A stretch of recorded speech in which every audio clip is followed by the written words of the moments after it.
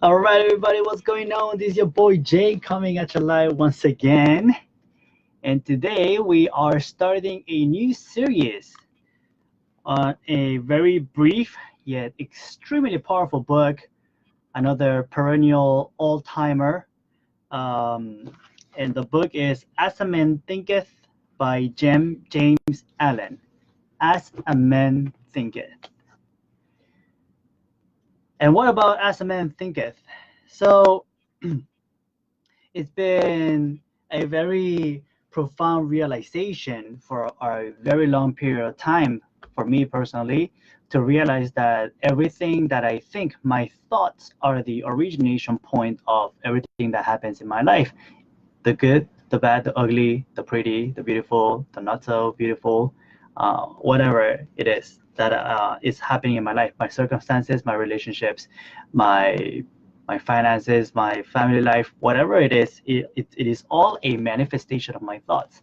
And in the beginning, it was a journey of even realizing what thoughts I am carrying that are bringing me the results that I currently am experiencing, because it's the thoughts that you thought that or that you have been accumulating throughout your life that bring you the results or bring you to the place that you are currently in now. Hi Megan, good to have you.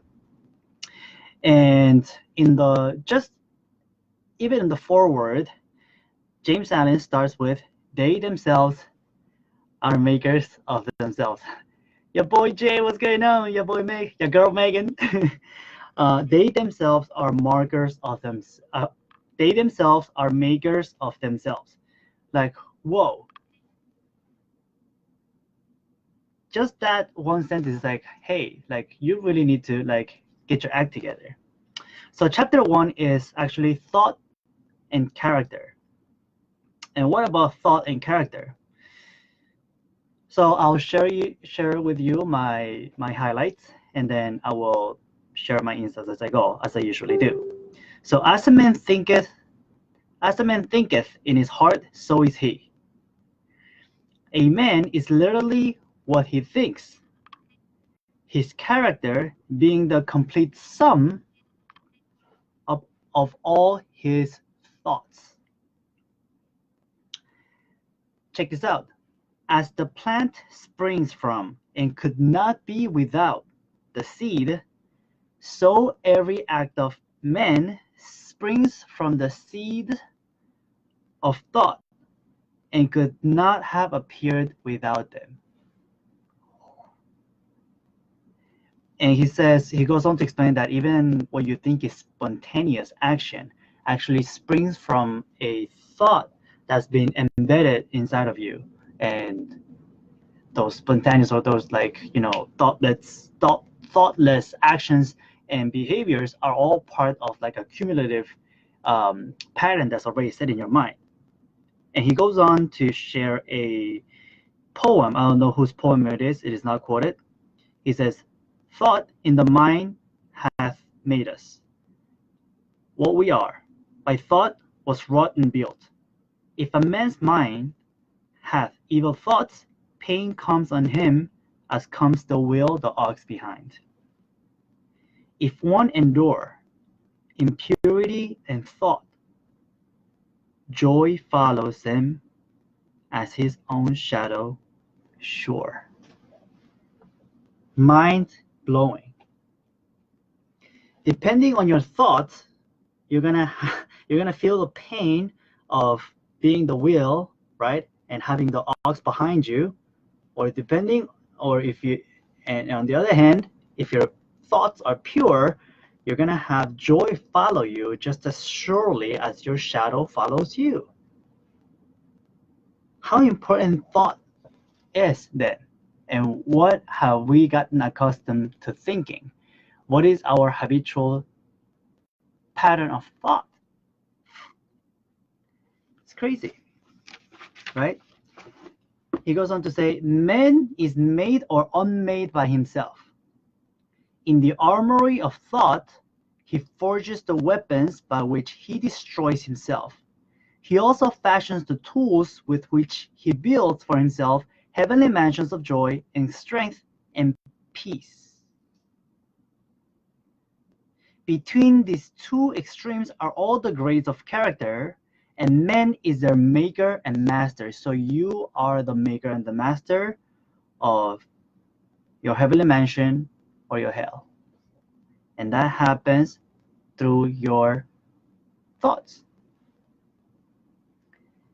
Man is the master of thought, the molder of character, and the maker and shaper of condition, environment, and destiny.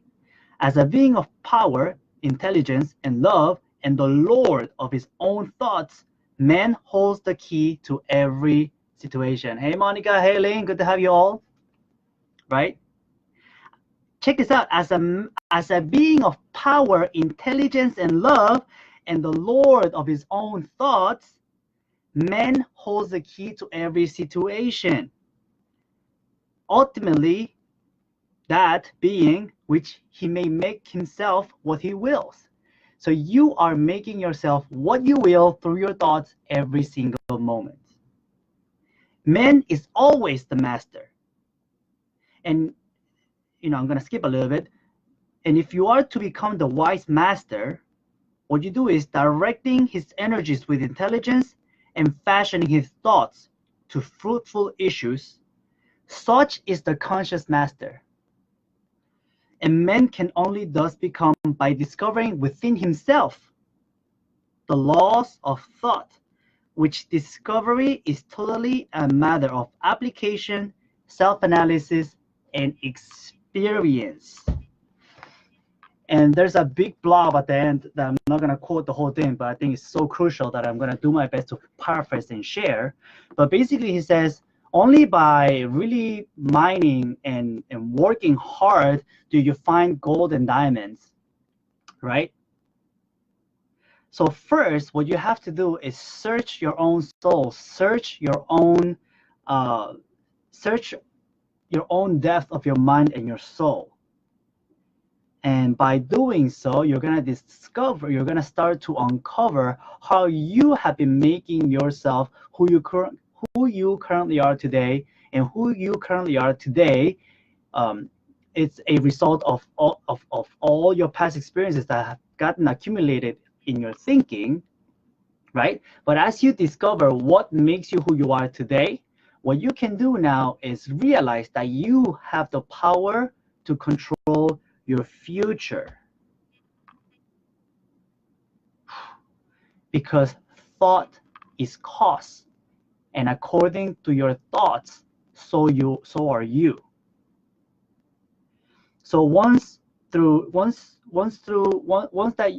accept that thought is cause, it's the first cause of everything that is in existence, and you start to analyze yourself in every action that you take, big or small. What's going on, Alex? Good to have you, brother. You start to put yourself in the direction where you will start to analyze what thoughts are going through your mind through your everyday action. And once you start to realize what thoughts are running in the background while you perform your actions, you will start to, with patience and practice, start to shift your thinking towards a thinking that is more conducive towards who you want to be. And once you are who you want to be, you start attracting to yourself, you start creating the circumstances and the situations that you want to manifest in your life. Ultimately, it is up to you what thoughts you keep feeding your mind and what those thoughts make of you, your character as a man. And that's going to reflect upon your life through the circumstances and situations that manifest in your life. It is a very, very dense and packed book. I am doing my best to instill with simplicity the insights that I get. I hope you guys liked it. And that's it for today. And I'll come back with you tomorrow with another one. With that, much love. This was your boy Jay. See you on the next one.